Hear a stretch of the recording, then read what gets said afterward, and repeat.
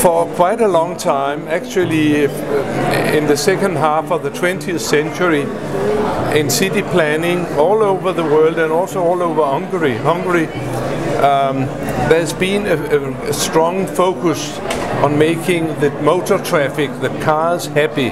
And we have forgot that good cities is something about if the people can have a good life in these places. It is now 41% of all people going to work in Copenhagen who arrive on the bicycle.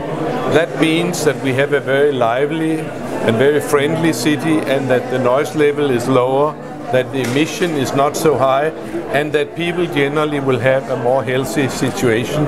And it's not only the young daredevils, the young males between 25 and 35 who bicycle, it's everybody.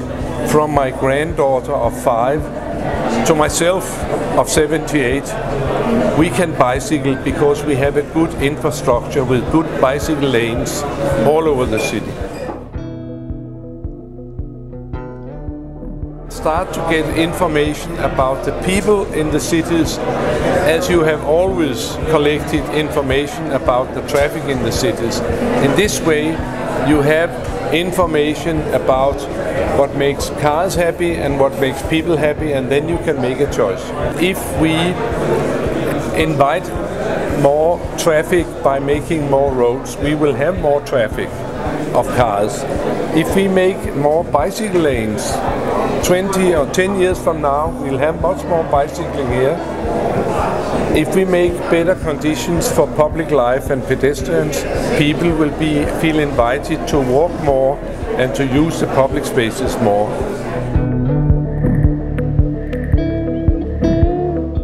It's more livable, that it attracts more investments, that more tourists come, that people have a better life, live longer, have fewer costs in hospitals. All this is a very important economic asset. And in Copenhagen they found that every time a person in Copenhagen bicycle 1 kilometer, the society gains 25 cents from the euro scale. And if you do the same in a car, the society loses 17 cents. I think that when I say it should be a good city for people, I think that bicyclists are sort of people and they should be treated well, but it should be part of a policy of making a good city for people. A healthy city, a sustainable city, and a livable city. So what I will suggest is that Budapest very soon make sure to get on the list of the most livable cities in the world.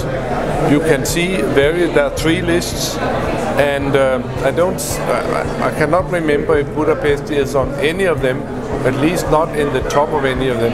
It ought to be there because it's potentially one of the nicest cities in the world.